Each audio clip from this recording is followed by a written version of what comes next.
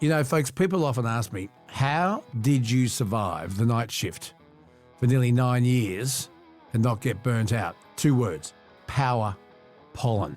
I've been endorsing this product, can you believe it, since the 2000 Olympics. And I'm really proud to be a power pollen ambassador. Why? It works.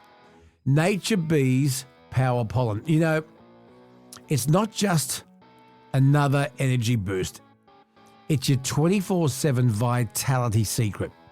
Clinically proven to fuel your body and your mind. And I'm telling you now, it delivers. Sustained energy, deep sleep, laser focus, better gut health, boosted immunity, and even better hair, skin and nails.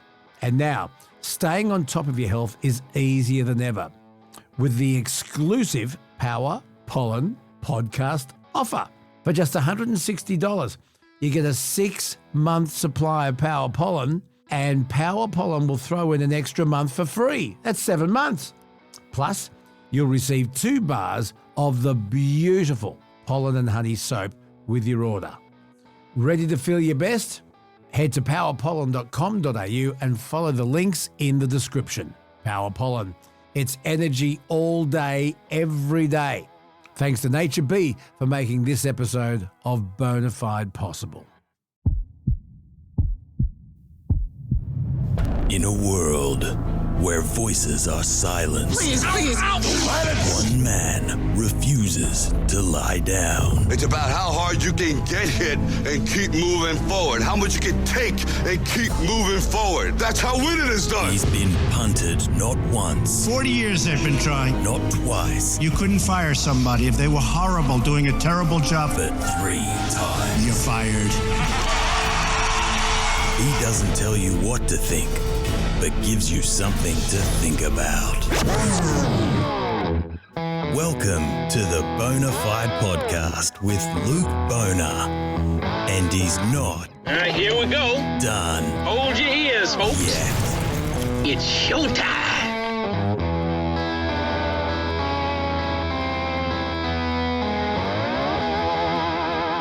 Well, g'day and welcome to another Bona Fide with me, Luke Bona, episode 11. We're getting there, aren't we? I didn't think we'd get past 1. Well, it was another Easter, over and done with. Now, I'm not a God follower, but I got a lot of questions. I love theology, and I thought, who better to answer these questions surrounding Easter than our resident devil dodger, the Rev Jim Reynolds. Plus, a real bona fide reunion this episode because we've also got Truckee Tuesday with Rod Hannifey. We've got the amazing Granny Sue. Is it ever okay to share a towel or a toothbrush, a stick of deodorant? And how often should you wash your sheets? All those important questions and some Granny Sue advice coming up. And you won't believe it, we dragged her into the studio, the Minister for War and Finance. She's making her first and probably her last appearance on Bona Fide. Plus, we take some callers, we listen to some of your messages, and we'll hear last week's Bona Report with Ugly Phil O'Neill on the podcast. And speaking of 2GB, if you're a Sydney listener, I'll be taking over Drive on 2GB for the next 3 days, so call in and say hi. But first, you may have heard that Sydney's Macquarie University will no longer require law students to present an acknowledgement of country as part of an assessment. It's a major backflip. It sparked a lot of backlash. The institution made headlines last month when the Australian newspaper revealed a law unit called Age and Law, and it marks students on their ability to deliver a welcome or acknowledgement of country. The contemporary welcome to country ceremony is attributed to the actor Ernie Dingo and Richard Whalley. They performed the first such ceremony only back in 1976 for the Perth International Arts Festival. While ancient Indigenous protocols for welcoming visitors existed, Dingo and Whalley are credited with popularising the practice in the modern mainstream context. Speaking to my Indigenous elders, hundreds of years before colonisation, if an Indigenous person wanted to go from one country to another, and just bear in mind, we are a continent that supported over 300 individual Indigenous countries with different languages. And if one Aboriginal person wanted to go into another country, they had to ask permission. But it's still very, very up in the air as to whether or not there was an official welcome to country. So I don't particularly believe in welcome to country because I refuse to be welcomed into my own country. Shadow Indigenous Australians Minister Jacinta Napajimba Price, she has suggested Indigenous welcome to country ceremonies could be axed from government events if the coalition wins power on the 3rd of May. She said last week, Ms Price said that would include a review of spending she claimed did little to deliver practical outcomes for Indigenous Australians.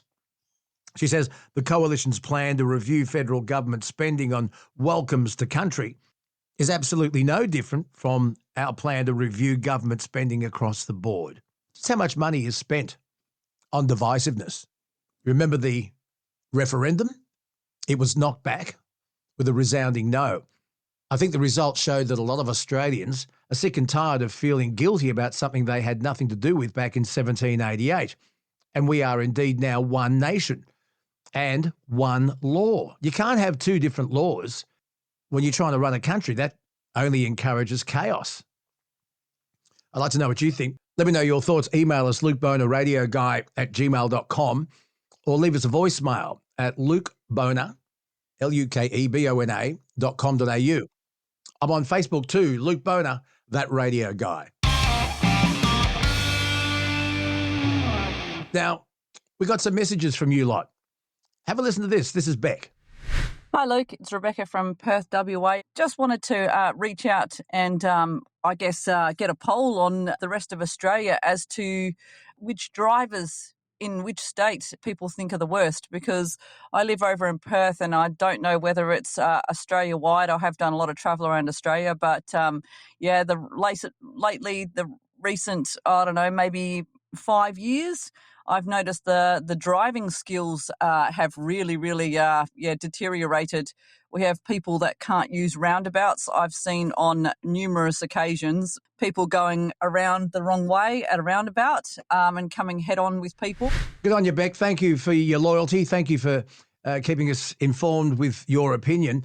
I don't know where the worst drivers are. I can tell you statistically that more accidents happen in New South Wales and Victoria, but that goes without saying because they're the most populous states. There are more drivers in Victoria and New South Wales than there are in WA. But when I did my national radio program, I got a lot of callers from Perth telling me that they believe their drivers are indeed the most ignorant, the most aggressive, and it's not a fact that more accidents happen in WA, but a lot of that sentiment I was getting from listeners in WA.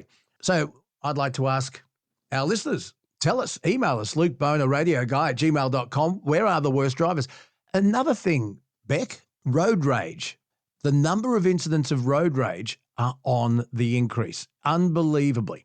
I don't know if it's because everybody now has a smartphone, which means they've got a camera and we're just seeing more of it. But are people getting more and more restless? Are they getting more impatient? Is it because we live in a society where everything is instant and we just have no patience anymore? It's an interesting thought. I'd like to know what you think. LukeBonaRadioGuy@gmail.com. Some more comments that have been sent to us. Peter had this to say. Hey, Luke, this is Peter in Miami, Florida.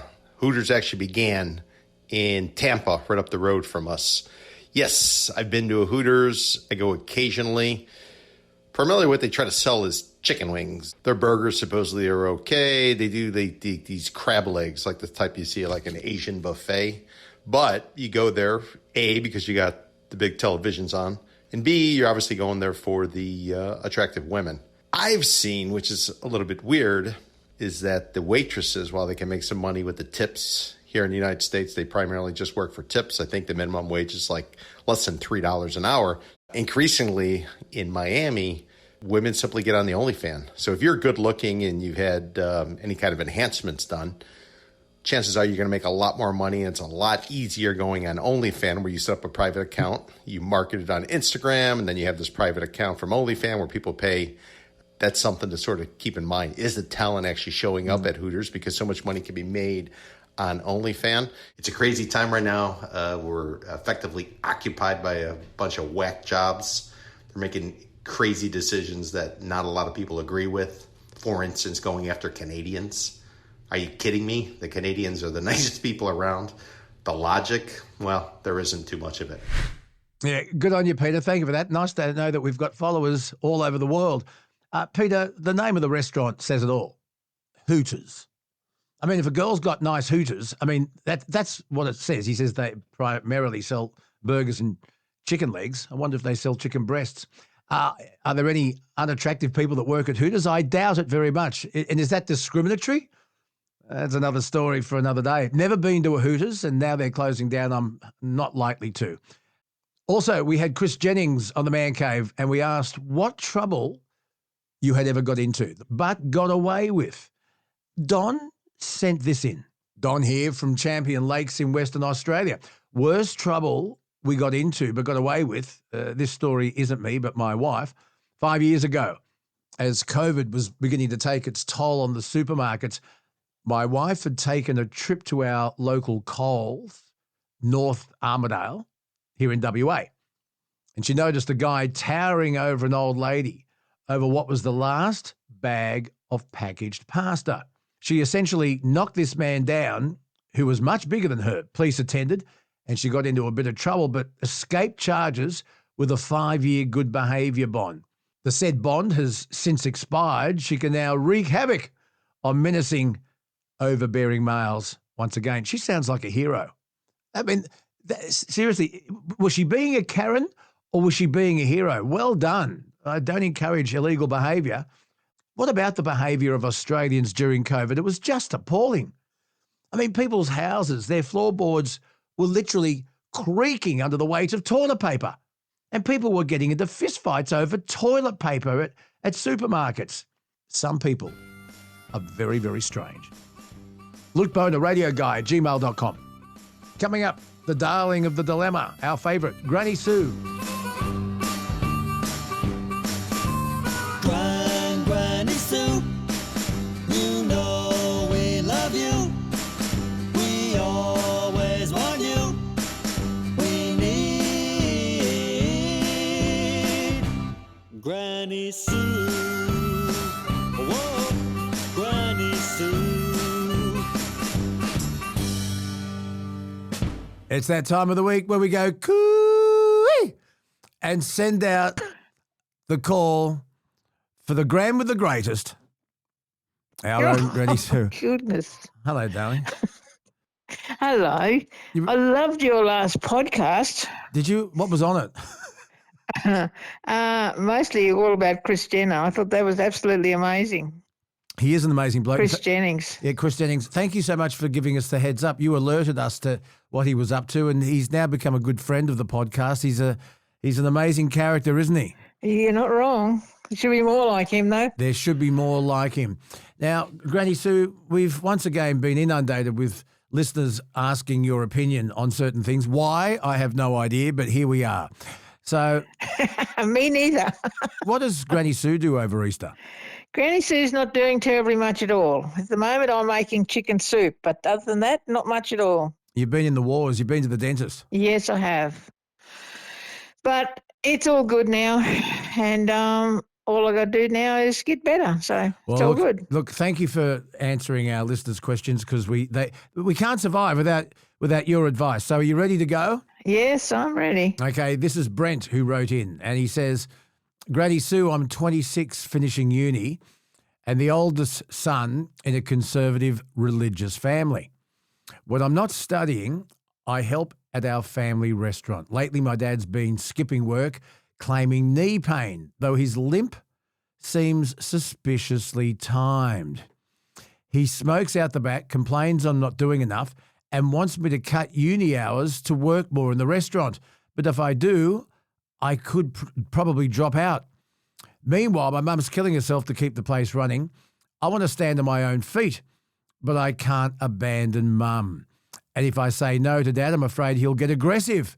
Granny Sue, what does Brent do? Oh, my goodness me, Brent. You have a dilemma. don't you? Don't give up your uni. Your father just needs power pollen. That'll fix him. But I know, can understand what you feel about helping your mum. That's the most important thing in the world. And I also understand that your dad gets aggressive. Okay, you do exactly what you need to do to get through each day. I would say that what you're doing now is the best that you can do. Don't drop out of uni. You're going to need that when the time comes. And all right, your dad's getting cranky because he's not getting enough help in the restaurant. But is he doing what he needs to do, or is he just sort of banking on you being there and him not doing any more? Brett, I'm so sorry because you have an awful lot of thinking to do, but please don't drop out of uni. That's just too hard. There's an old saying, don't give up your day job. But in this case, Brent, give up your day job. Yep. Yeah. Granny Sue, Amanda, she's got a dilemma. Listen to this. She says, I just had a baby a few weeks ago. At first, I was okay, just tired. But after my mother-in-law visited, I broke down in a way I never have before. At the hospital, she dismissed my traumatic birth, saying I was putting it on.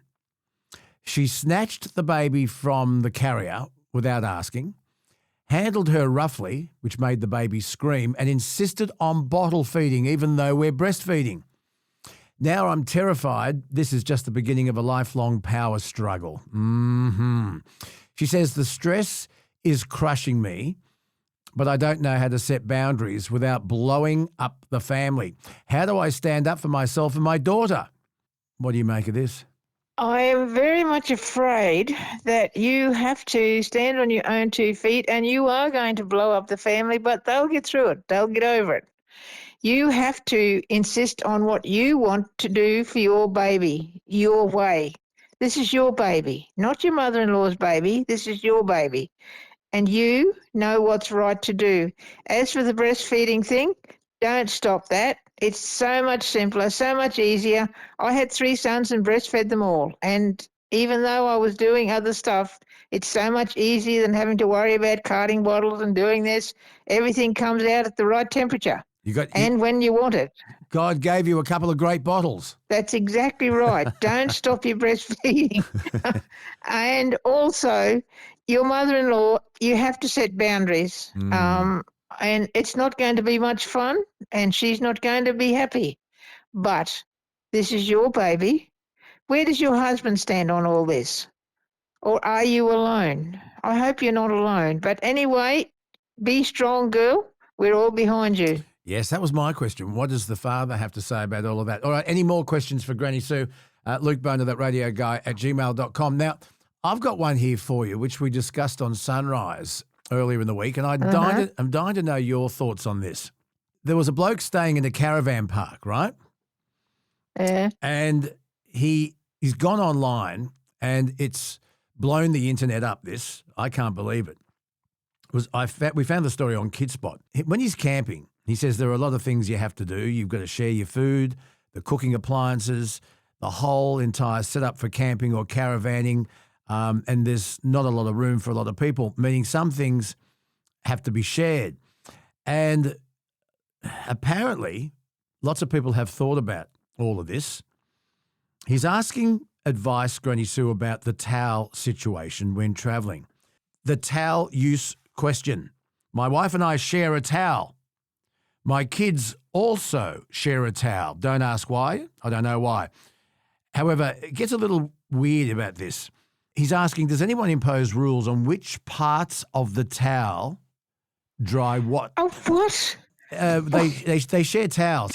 Granny Sue, is it ever okay to share a towel? Well, no, I don't think so. It's a bit like sharing your underpants. No, no way. Well, so long as one person wears them one way, and then if you share them, you turn them inside out. Come on now, no. You turn them inside out, and the other person wears them the other way around. Now I have. Listen here, I've looked closely at this. Nearly every superhero. Yeah, no way in the world. Nearly every superhero I've ever seen just wears the one pair of underpants, and they wear them on the outside. Oh, yeah.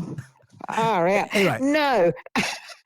No, and I have lived and worked with people all over the countryside and in all sorts of odd jobs, but I've always had my own towel. Yeah. Nobody else uses it. If anybody else uses it, I go and get a new one because there's no way am I going to share what they've put on that towel that I don't want to have anything to do with. Thank you very much. Yeah, don't you hate it when you go to someone's house and you use their toilet and you've washed your hands and you turn around, there's no hand towel, only the host's bathroom towels are hanging on the hook. And do you use it or not? The thing that comes into my mind is, what was the last part of their person that they used it on, and what part of your person are you going to use it on? It's never okay to share a towel. Hey, listen, how often do you reckon you should change the sheets on your bed? There's a question. I try to do mine every week. Sometimes it's a fortnight, just depends what I'm doing and how bad the weather is. But yes, usually once a week. It depends on what you've been doing in the sheets. Yeah, well, if that's happening, well, you do that every day. Thank you very much. My son and his partner stayed here for a couple of weeks. The first thing I did was take the sheets off and disinfect them, and then I donated them to charity. Oh, Luke, I wouldn't go that far, but anyway, yes, I understand what you mean. So sheets once a week. Yeah, sheets once a week. And never ever share a towel. No, never ever share a towel. Okay. You don't know what those people were doing with that towel. No way in the world. Would you share a toothbrush? No. If you were still married, would you be unhappy if your husband shared your toothbrush? Yeah, I'll throw it out. Would you share a hairbrush? Yeah, Kelsey's nodding. Happened. Granny Sue, can you ever share a roll-on underarm deodorant? No. You never share that. No, that's very personal. Well, you don't know where else they've been putting that roll on, do you? Can you share soap? Because that's washed off every time. Now most soaps come in a pump pack. But what about the old-fashioned bar of soap? Would you use someone else's soap? Well, yeah, because it's washed every time it's cleaned every time you use it anyway. So yes. What I do so that people don't share my soap is I reach down and I put some little hairs on it. Oh, Luke, that's disgusting. Keeps people away from your soap. Yeah, well, I don't have soap anymore. I use shower gel. Yeah, and of course, if you've gone to jail, it's soap and a rope. Granny Sue. Yes. Oh, you're getting worse as you get older. What do you share, folks? Let us know. Give us a call.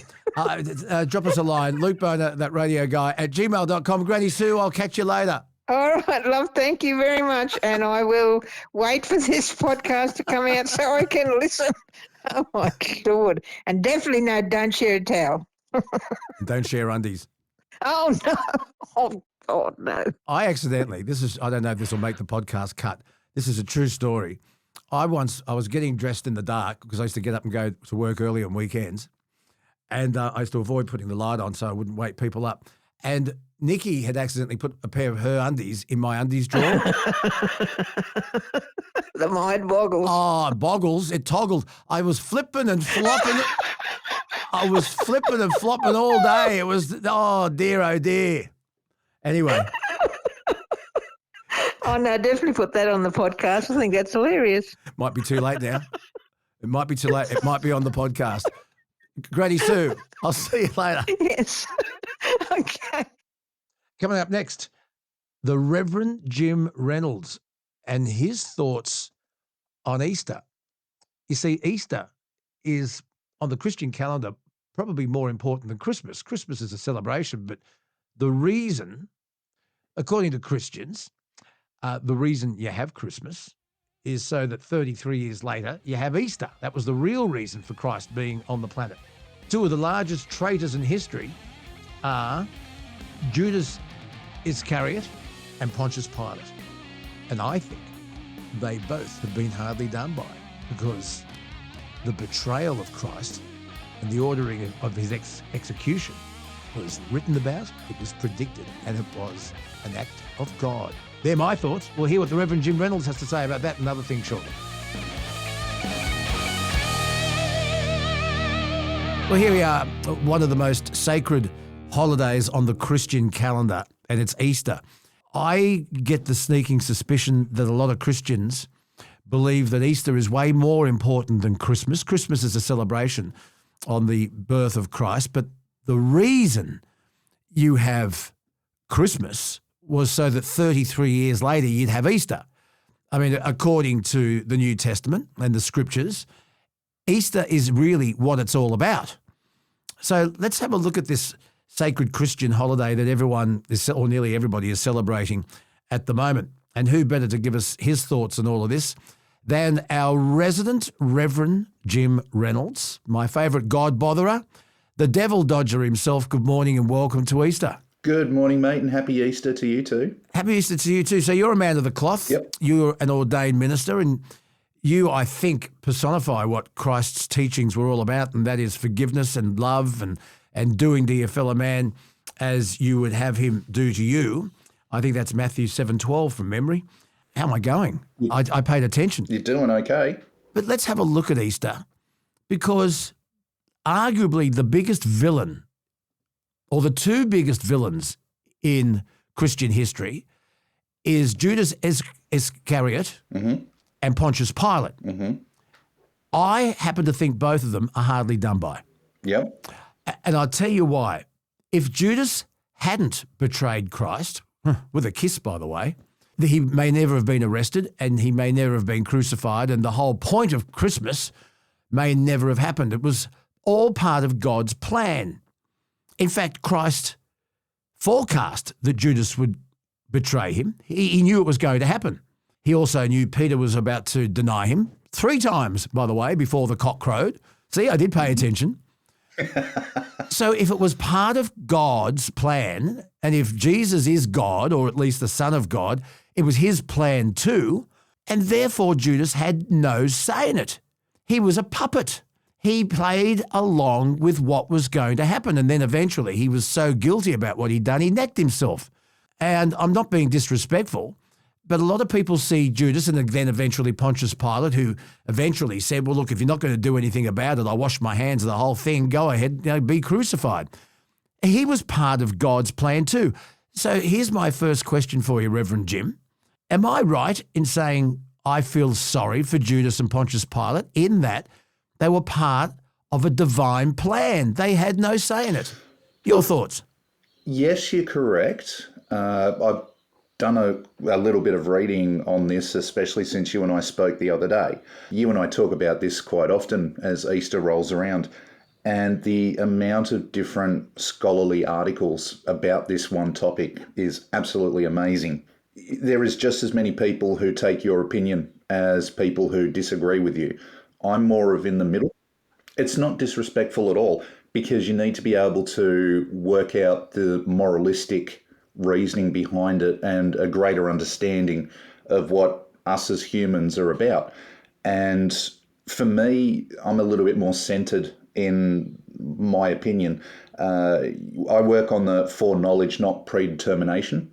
So we still have free choice.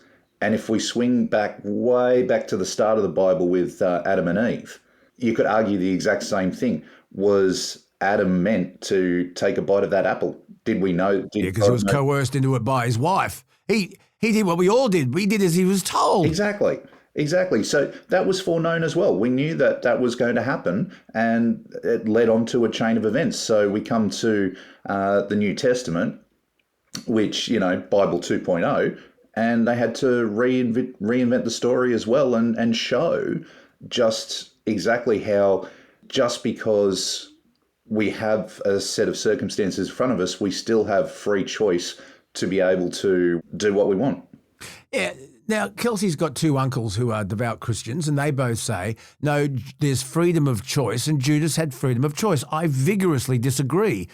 If they believe that God is all-powerful, the creator of heaven and earth, the universe and everything, and can see everything, one, he should have seen that Adam and Eve were going to taste the apple and ruin it all for all of us, and it was part of the plan for Judas to betray Christ. Judas didn't have freedom of choice. He was doing what all-powerful God meant him to do.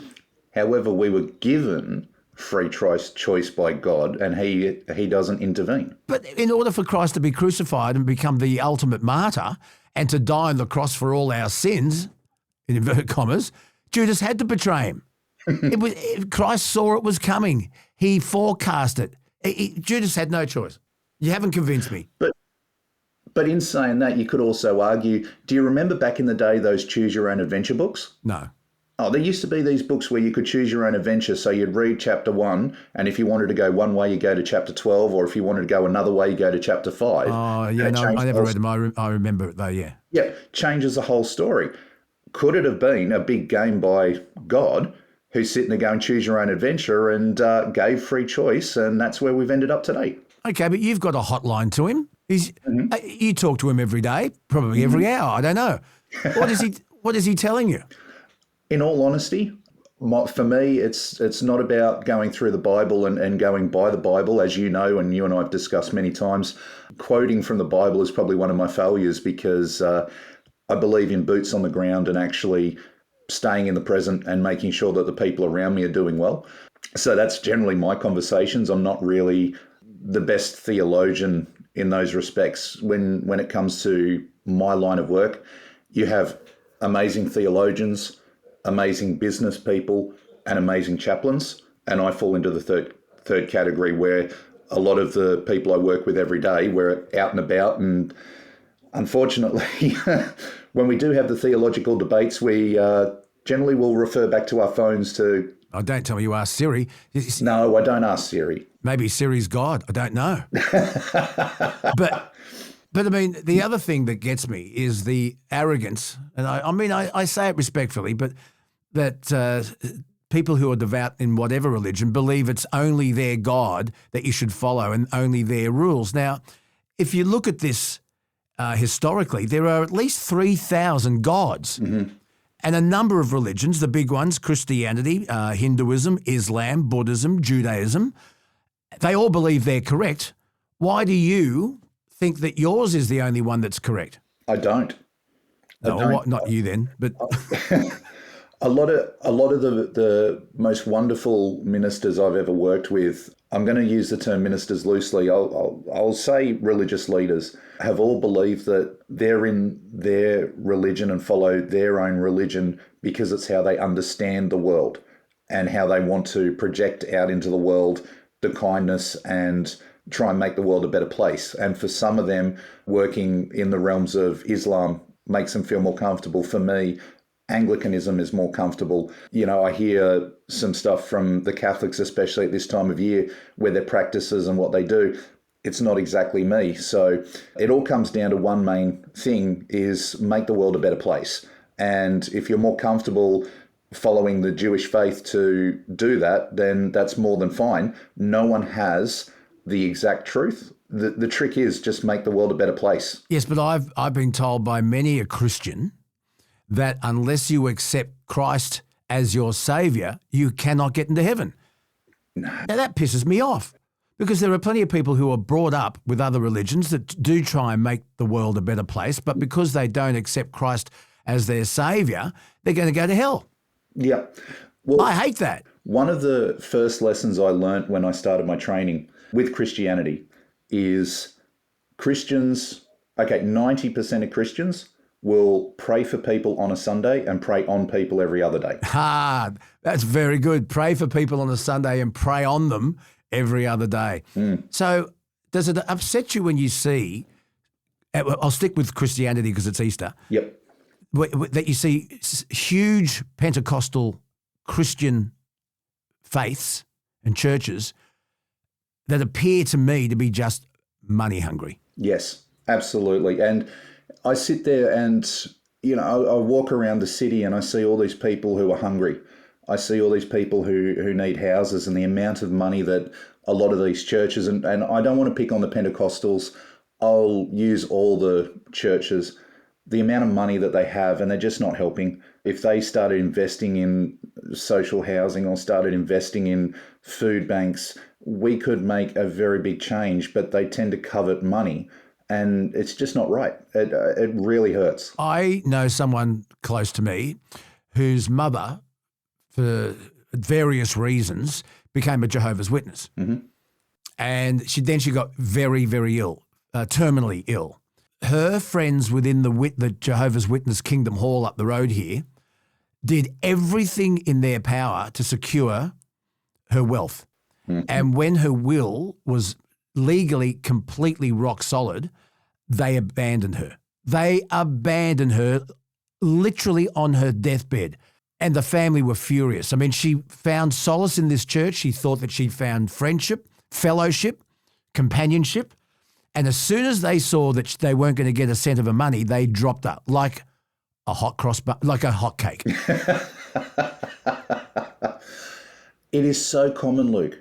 And it's not just the JWs. I've heard this from all churches, and it breaks my heart because, especially when you're getting to that stage of life where, you're at the end and you just need people around you and you need comfort, and no one's there. It's a kick in the guts, and it's something that you don't need. As an example, I still get phone calls from different places, and I wish I had. It's not a time machine, but I think it was in Star Wars or something, where you walk into this tube and then you can just teleport to wherever, because the amount that was Star Trek, okay? Star Trek. Beam me up, Scotty, remember? There we go. I wish I had something like that, because I get phone calls all around Australia from different places where somebody would just love a minister to be there, and unfortunately I can only be in one place, but the churches have let them down, and it really is disgusting. Yeah, just to keep your Star Trek analogy going, these so-called friends of this woman, they were Klingons, but didn't cling on long enough. The Reverend Jim Reynolds is with us. Look, if I've offended anyone, look, I don't care. These are just questions that are on my mind, and that's why I wanted to get the Reverend Jim in. Reverend Jim Reynolds, head of the Outreach Ministries Australia, what do you want us to think about? Think about your family. Think about quality time. Think about just making some wonderful memories, because you never know when you're not going to get the chance to be around these people that you love and care about. So concentrate on family, have fun, just enjoy the time. And think about others and think every day, how can I make someone else's life a little bit better? That's exactly it. You've got to go. You've got things to do. You've got souls to save and real people to save. And I love you like a brother, and you know that.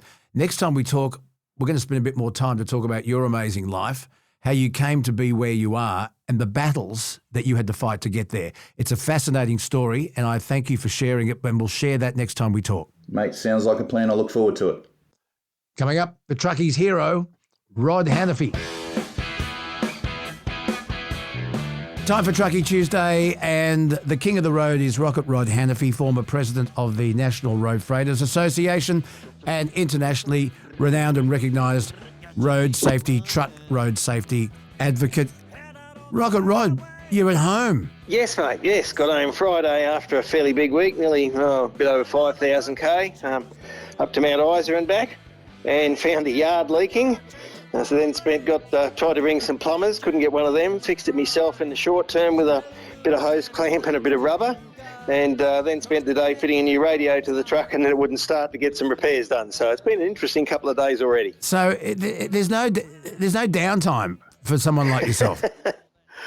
No, mate, no. Well, I was on the radio earlier this morning doing an interview, and now, of course, talking to you. So then there's all the other things to catch up on, emails and stuff like that. So, yeah, never ending. Let's talk about the latest developments in your industry, the trucking industry, that affects every single one of us, not just truckies. Hilly Duncan wanted to bring this to your attention, and I know you're across it. It's about a family-run transport company that's closing its doors after 66 years. An iconic second-generation container transport operator, legendary for treating drivers like part of the family, they're closing their doors. It marks the end of an era for one of Tasmania's longest-running family-run transport businesses, Hilly's. I know Tim Norton has been at the helm of the company for decades, and he confirmed on the 11th of April that they're closing. Take us through this. How important is this? I'm not that au fait with Hilly Duncan and this business. Take us through it. Well, mate, there's been quite a number closed over the last few years that we discussed at times. some due to lack of drivers, simply can't get them, and to leave the truck sitting there, they don't earn any money. Some due to the overall constraints. The trouble with getting drivers because of the logbook fines and penalties on interstate, the fact that people don't want to live in a truck 6 days a week. Then you've got the lack of rest areas, the lack of facilities, toilets, showers, and trying to get good food. And we discussed last week how important that is to not only your physical health, but your mental health as well.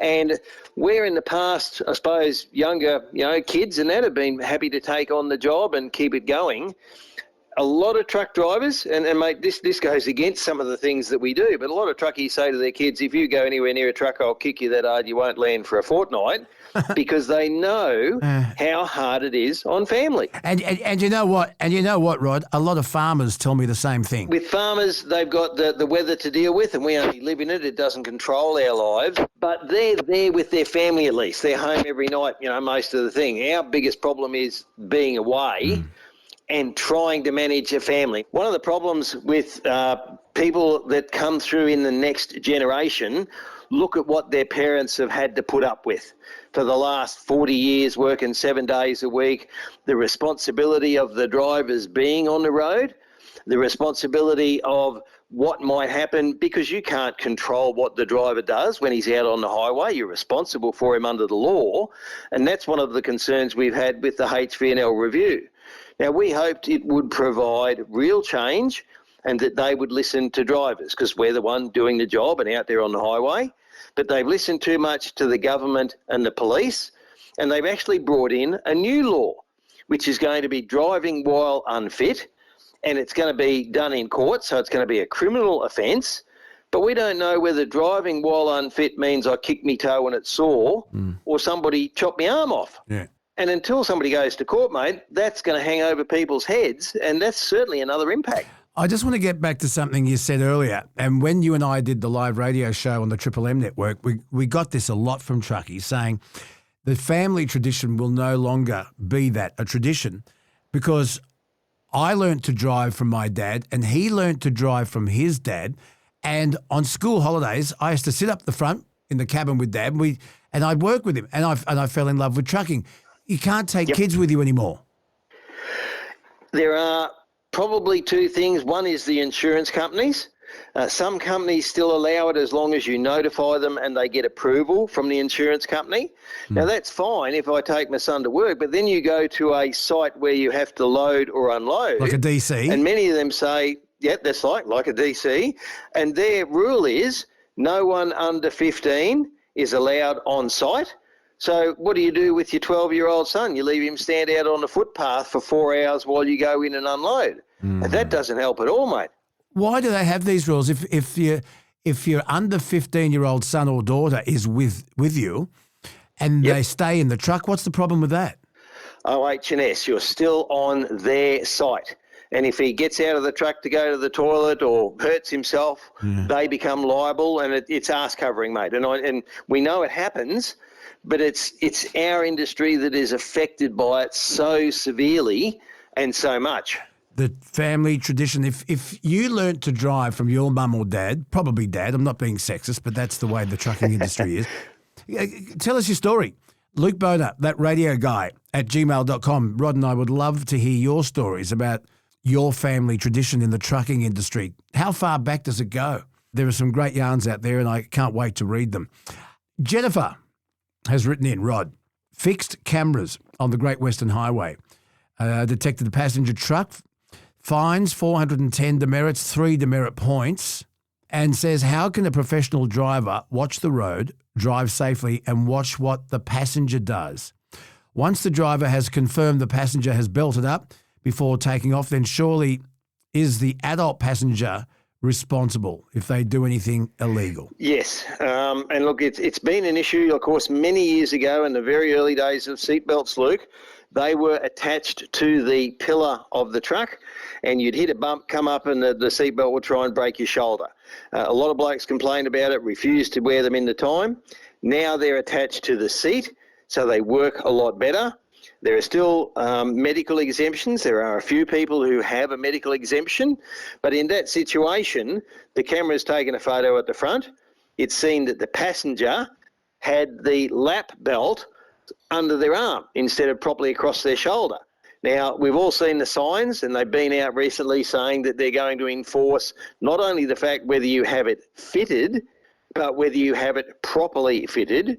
And as you say, you're driving. You're supposed to be watching the road, not watching the passenger every 2 minutes to make sure he hasn't slipped his arm under the belt because he didn't like it on his shoulder. Yeah, but when I drive my motor vehicle and I have passengers, it is my responsibility to make sure everyone's got their seatbelts on, and if they don't, I'm not going anywhere. It's my responsibility.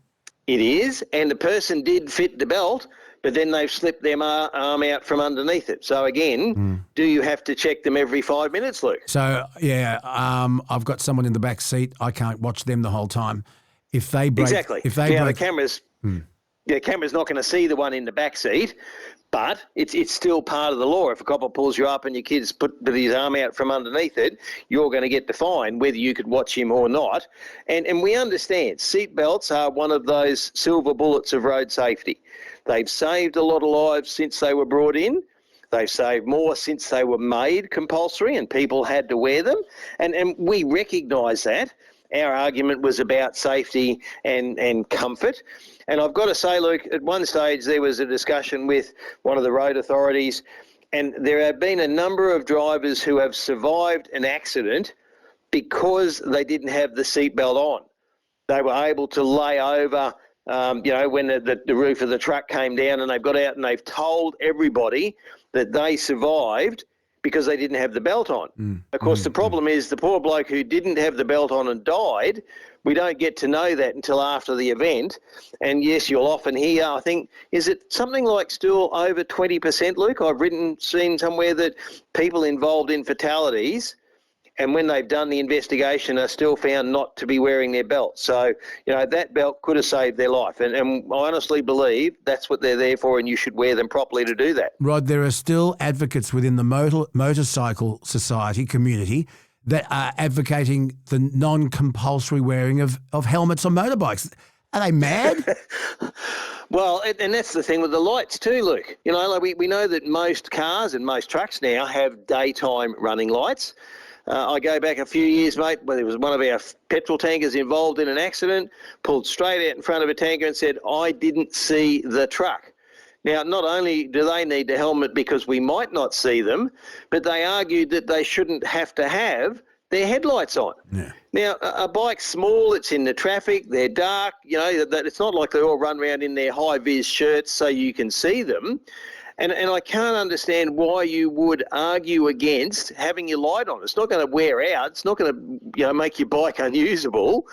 And it was one of those simple safety things where I'm sure you've seen the signs. There's a couple in rural New South Wales that say you have a safety item on your vehicle that costs you nothing, and all you have to do is turn your headlights on if you've got an older one that doesn't have the daytime running lights.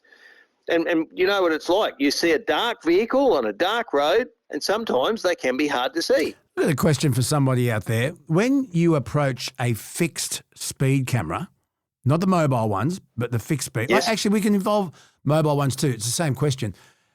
Do they ping you when approaching the camera, or do they only get you when you're past the camera?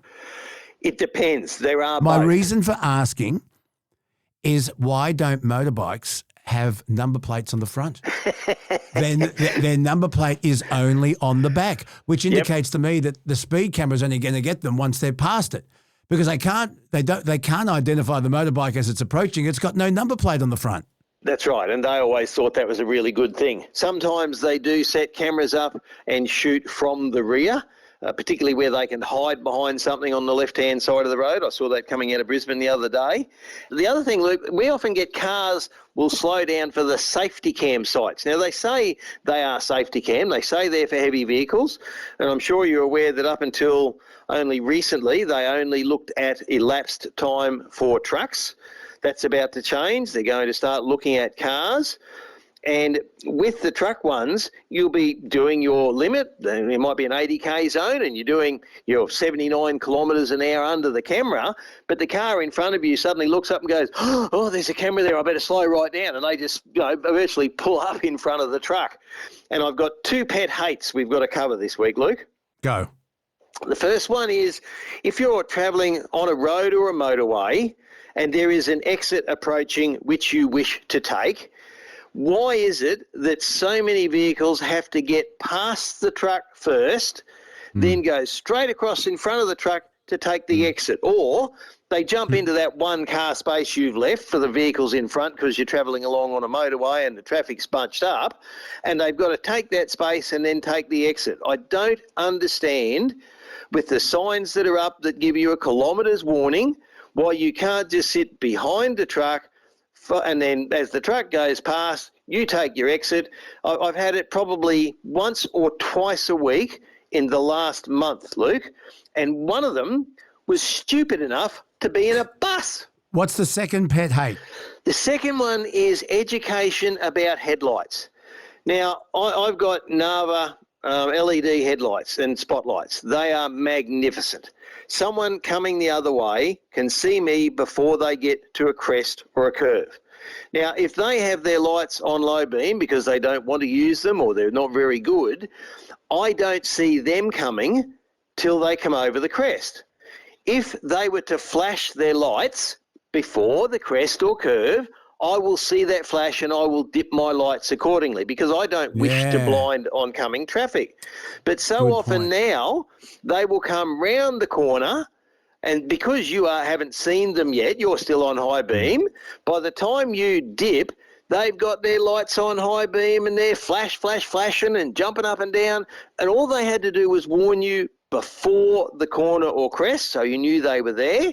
But no, they've got to come round and then light you up. And I had a truck driver do it to me the other day, mate, and he lit me up because he's come over a crest. I didn't see him. He was in the town, so there's a lot of light. Didn't see the truck coming. He was on low beam. I'm on high approaching into the village. And he's come out and he's lit me up and blinded me with the high beam. And I said, mate, what's the go? Oh, you didn't dip. I said, mate, haven't you been, and I was actually having a drink because there's no one there. I'm on the road at 11 o'clock at night. And I said, haven't you been half a second too late once in your life before?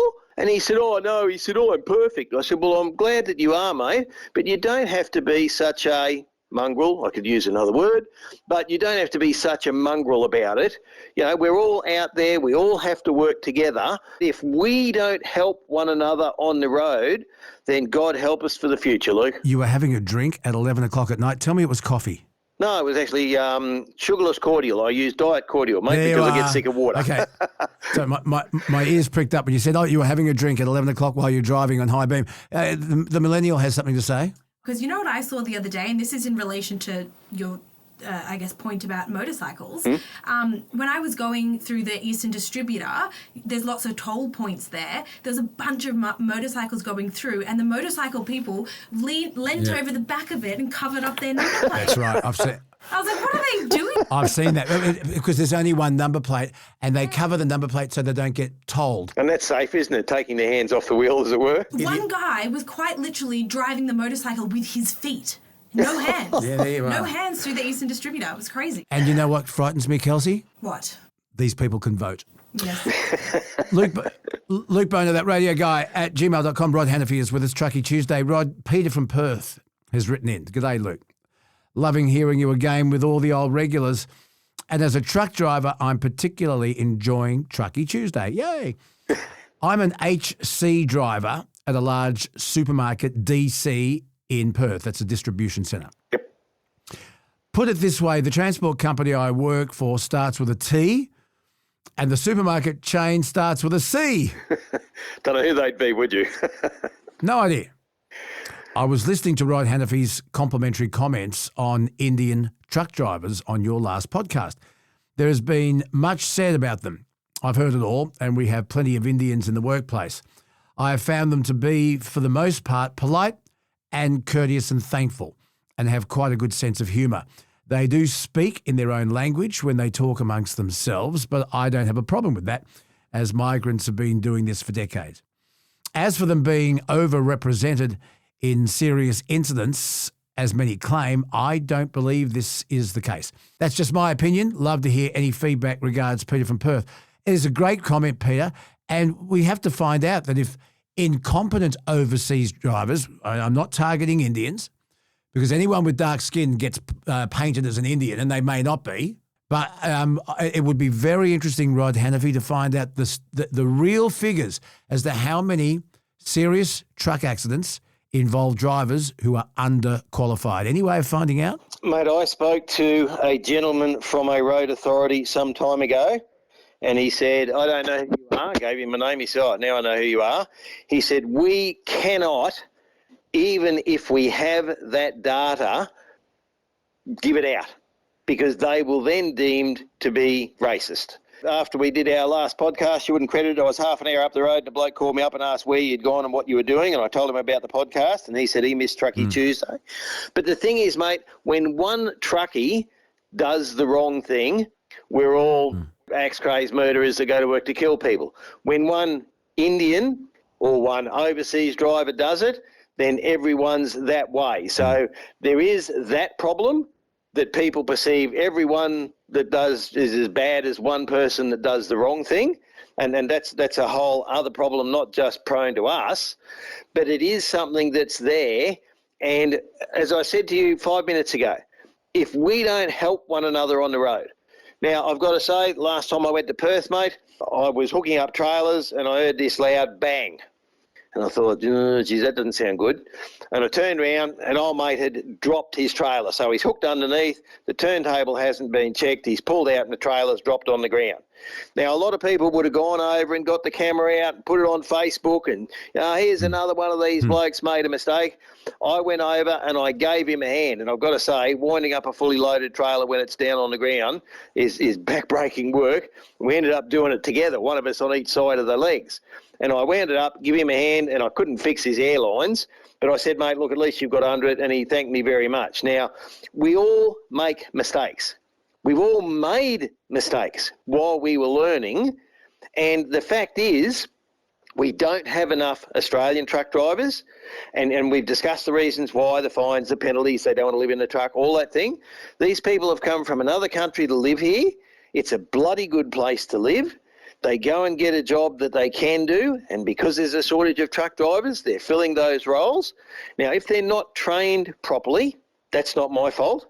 It's the company that employs them, and we have to do something about proper training to make sure they have the skills they need. But once they're out on the road, they've got a licence, they're doing the job, we can either laugh at them or we can actually help them. And if we help them, we might not only save their life, Luke, we might save our own. Now, a couple of weeks ago, we posted Ash's Bubblegum Bandit and asked everyone to show us their trucks. Rod, you've got the pictures there? I do. Okay, Mark's truck. And the message is, glad to have you back to listen to my first interstate trip. Was your first night on Triple M. Been listening to you ever since, Mark says. Thanks for keeping me entertained, and Triple M has lost a great host. Well, there you are. Yes, well, he's in a Mercedes-Benz, an Actros, with a B-double behind it. And it's a cab over.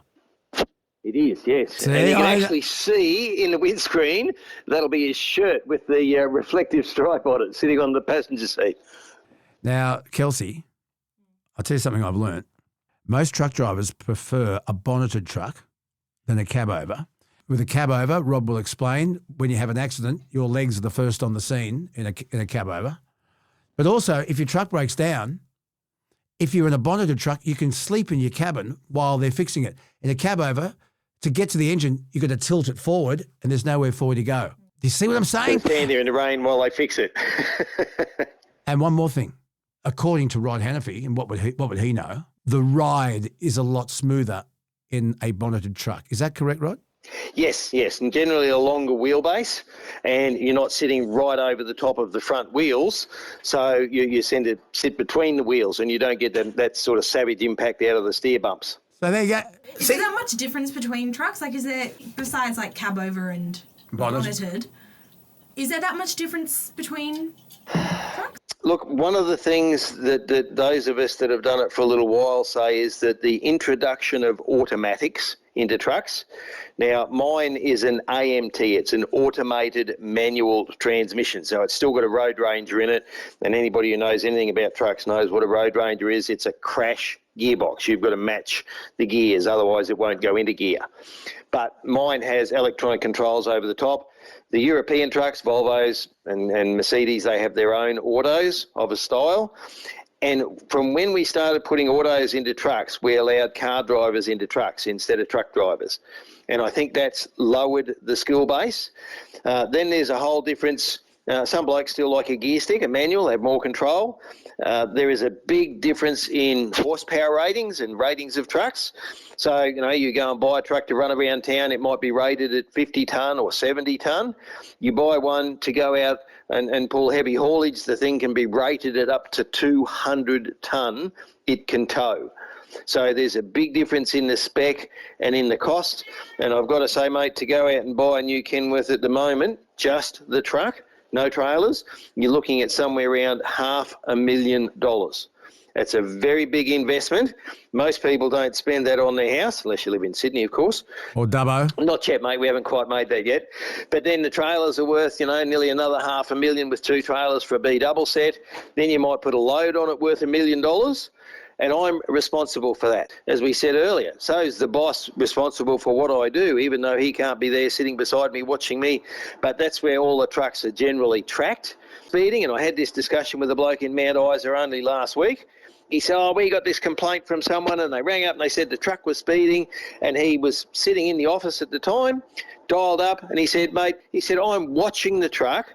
I have a record of everything the truck has done for the last 5 years, and exactly where it was and how fast it was going. And I can tell you from the tracking, the truck has never exceeded 101 kilometres an hour in the last 2.5 hours. Yeah. No, it overtook me. Well, that's because the car speedo's wrong, but that's another one of those perception problems. Because the truck overtook the car when the car thought he was doing 100 and only doing 95, he rang out and said, we're all bad guys. And, mate, we fight that with the press and we fight it with the public, and we still don't educate young people enough about sharing the road with trucks.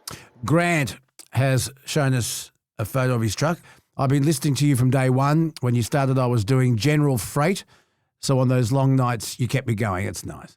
Now I'm doing heavy haulage. I'm lucky enough to drive a brand new truck at the moment. He's in the cab over Kenworth, very similar to mine. Actually, it's the same model. Oh, no, he's in the K220. He's in a new K220. You have been a pillar in the trucking community and helping us. I would like to send you a big thank you for keeping me sane, making me laugh, and thinking about a lot of different things that makes this great country go round. And there it is there. Yeah. So what is that? What is it? What's on the back of it? He's in a K220 and he's got behind him a dolly, not with a pretty dress and nice hair, but a converted dolly that sits at the front of the float to put more wheels under a heavy load. As he said, he's doing heavy haulage. Wow. What does a big crane on the back. Like, what is heavy haulage? Like, what do you, like, could that just be anything?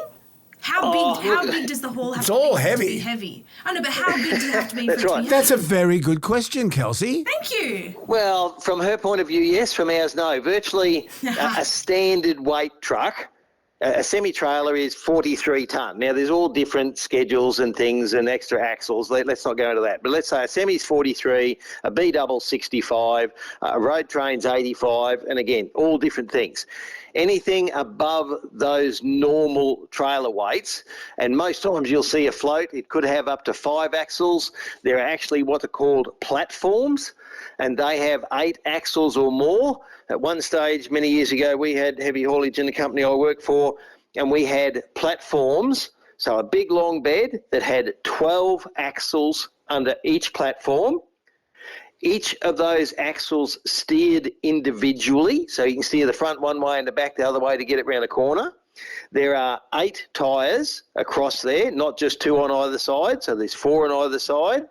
Then there was a big set of beams, another set of 12 axles, and they were carting a transformer to a power station, and the whole load on the road was something like nearly 400 tonne.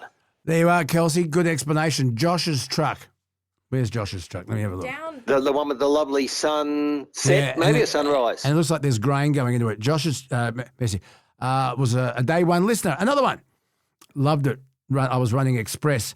Have been a bit slow on the uptake on the podcast. A lot of my listeners are slow on the uptake. We don't, because it's all white man's magic to me. It's all new.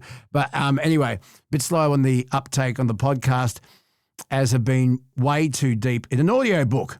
Audible. We need to get onto Audible. But once it's done, I'll be onto it. Plenty of blokes and Sheilas far more traverse than me, but I like to think I have a few yarns. Looking forward to having this. And we should get Josh to ring in.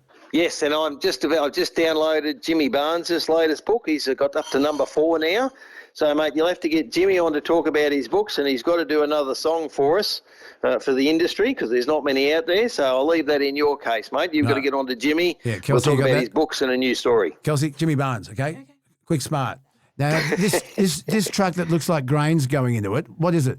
It is. And that's a Bonneted truck. That's a Mack. No, it is not. That's a 909 Kenworth. A 909 Kenworth, probably with a set of A-double tippers on the back. And, yes, you can see he's out doing harvest. Steve's truck, my market runner, loving the podcasts. And, Rod, listen to this. I want you – this is the secret sound, okay? You ready? Yep. Another convert to be, mate. Now, Steve loves his Nature Bee. And that was my Nature Bee bottle. Rod, how full is my bottle? Oh, about 2/3. No. It's a bit more, a little bit more. But A little bit more, 3/4 then. Okay. Now, it's great that Steve is loving his Nature Bee. What truck is it? The red one? That is a red one. That's a 604 Kenworth, I think. Single truck, single trailer. Bonneted. Yeah, another bonneted truck with a sleeper cab. Kelsey, she's an expert now. Those big pipes up the side, is that like the thing that gets the air into the engine? It's called an exhaust. No, they're the exhaust. It's called an exhaust. No, it extracts all exhaust gases from the engine. That's what the exhaust does. But you look at the next one. Okay, I'm going down and you'll now. see on the next one, the fuel tanker. Yeah. He's got great big silver canisters at the front. Yeah. Now, they are air intakes, and you will see he doesn't have, that I can see, an exhaust stack. Yeah. Now, since Euro 5 came in, I think, we can again have exhaust down on the ground. Many years ago, a lot of trucks had the exhaust down underneath. Then they changed the thing to get it up the stacks, and certainly the stacks cost a lot more money and a lot more chrome in that involved. But, yeah, the newer trucks now you will often see don't have the exhaust stacks unless, being a fuel tanker, he's got a really short one at the back because they have to go in under a gantry to load the fuel. So a lot of the fuel tankers have very short stacks, whereas all the others prior to that have had fairly tall ones, except for the K220, which you can just see above the cab. He's in a 404 SAR, I think. That's a single fuel tanker. I think that's a 404 SAR probably. And that's Richard's truck. That's Richard, yes. And then we have David's. David's truck, yes. That's pretty. Now, often on the trucks, on the prime movers, you see little fancy designs in the paintwork. Who does that? Mate, there are still a number of people that do it. It's called scrolling. There's the odd car, the odd custom bike that will have it on, but generally it's part of, I suppose, the good-looking part of trucks. Now, anybody who can't see, they will know the company that owns that truck. It's one of Lawrence's. They've got a very enviable reputation on the highway for smick-looking trucks, and that is one of the legend SARs. So the SAR is for short bonnet Australian right-hand drive. That's what SAR stands for. Okay, how come it's got a Rolls-Royce emblem on the bonnet? No, that's not a Rolls-Royce. That'll be a lovely lady with a set of wings, I'd say. I can't expand the photo. It looks like Rolls-Royce. It does look a bit like a Rolls-Royce, What are those yes. pipes No, but on it's the not. side of it? They're exhaust stacks. Well, that's the exhaust pipes, yep, and he's still got those canisters. No, well, he's only got 2. The others, there's 3 aerials on either side. So if you look, the very right there, aerial, so it'll be CB, radio, UHF, and he's got them matching, like I do on mine. It doesn't have a bull bar on it, but that SAR truck was a legend, I think 1984. They brought out one called the Gold Nugget. And, might be 2.5 years ago now, Kenworth said, we are going to rebuild the SAR. We're going to rebuild it as it was when it was first released in 1980s. It's still got the removed cabin. So the cab on those was an add-on. You cut a hole in the back of the truck cab and you crawled through a hole into the dog box or the sleeper in those days. And they said that they were going to rebuild that truck. You had 1 day in which to order the truck. So on a particular day, they opened the phones and the order books. They sold, I think it was over 200 in 1 day, and I might be wrong. It might have even been 700.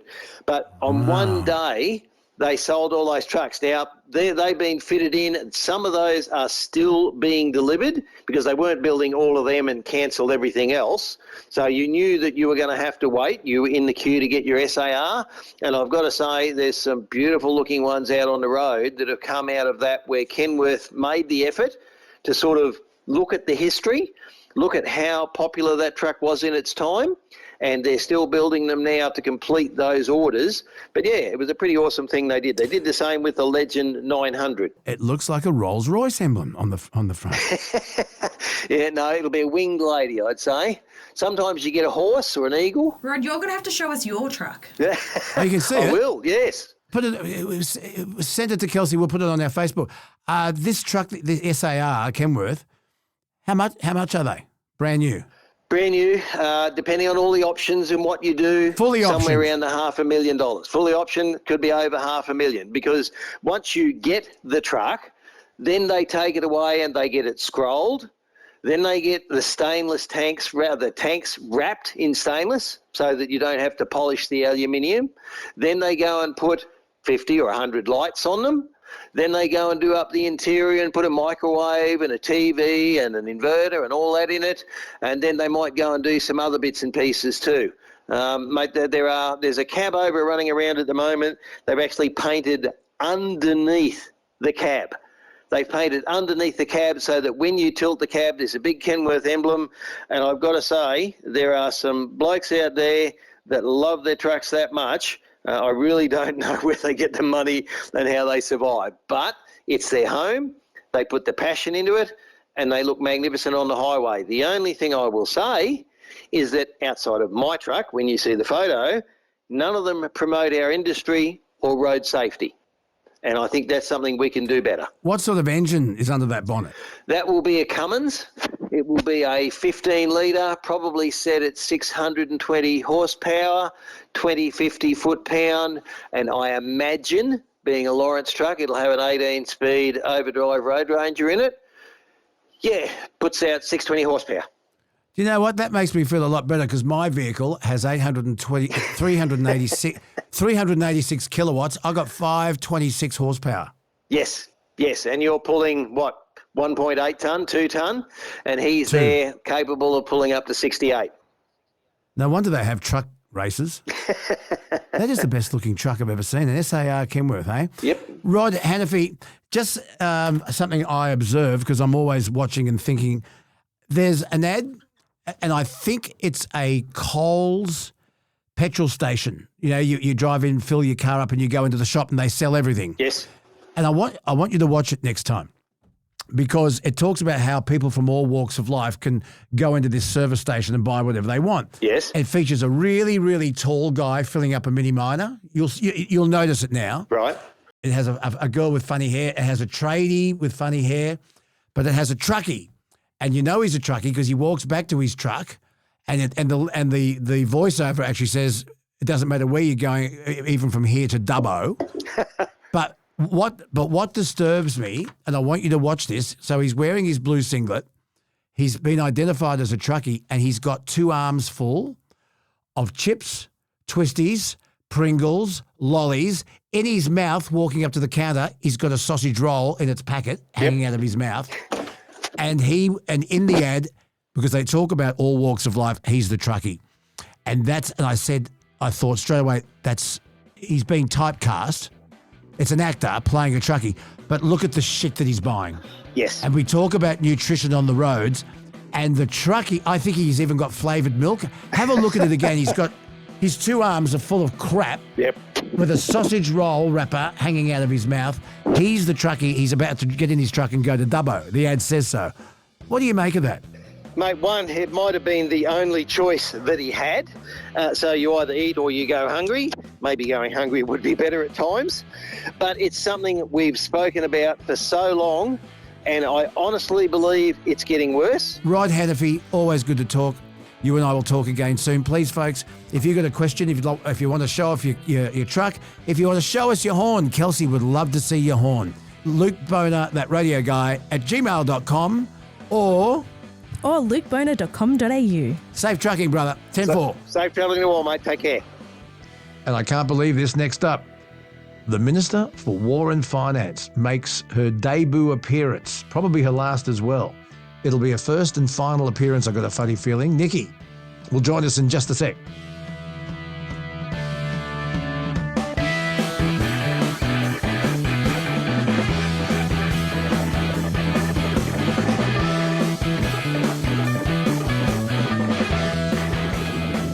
So for a long time now, I've been talking about the Minister for War and Finance, the better half, the person who terrifies me, she who should be obeyed, I think is what they used to say, the leader of the opposition. Hello, darling. Hello, darling. Oh, welcome to the podcast. Thank you. You hate this. I do. I know you do. You're here under sufferance. No. But the millennial who also happens to be your daughter has locked the door, so you're trapped for a little while. I want to talk to you about you in just a sec, but there was an interesting dilemma that I talked about on Sunrise the other morning, and I was dying to get your opinion. Now, you are a musician. Yes. You play trumpet, cornet, flugelhorn, bugle.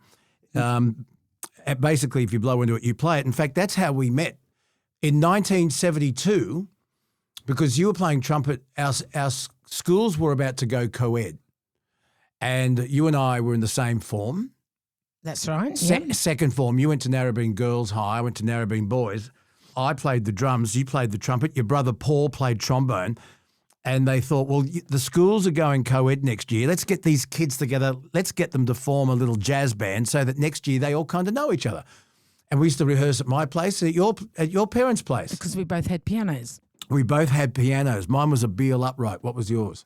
Can't remember. Yeah, there you are. But what was the trumpet? Have you still got the same trumpet? I'm still playing the same trumpet I had when I think my grandmother bought it for me when I was about 15. I used to carry that to school for you sometimes. Sometimes. Because we used to walk to school together, folks. We used to walk to school together, and there were no backpacks back then. You had a port in one hand and you had a trumpet in the other. And so I used to sometimes carry your trumpet, and we used to go down the common stairs at the end of my road. I was less down the hill than you were. You were up the top of the hill. And we used to meet and have a cigarette.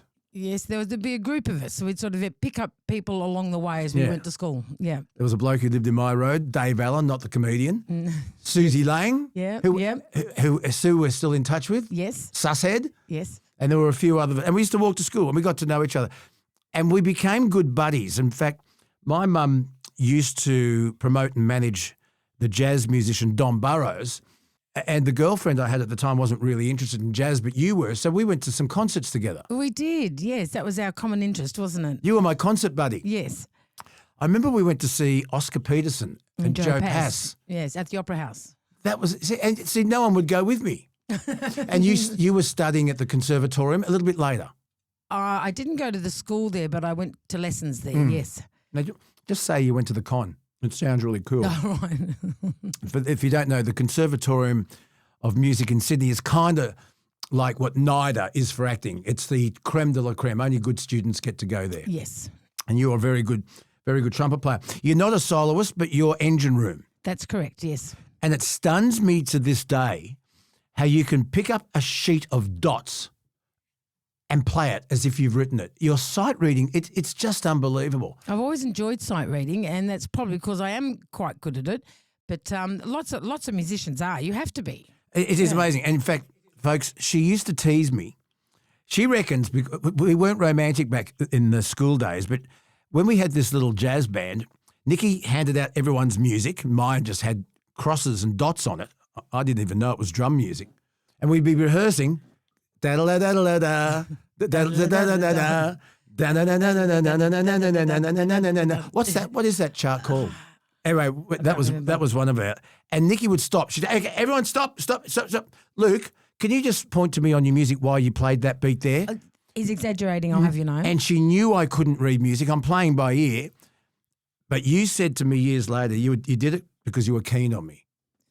Duh, you always mean to the boys that you like. I didn't know you were keen on No, me. you're just so thick, darling.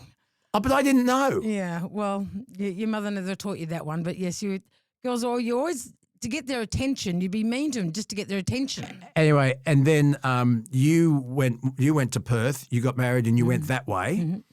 I moved to Young to further my radio and I went that way. We both got married to the wrong people for us, not bad people, but for us. Mm.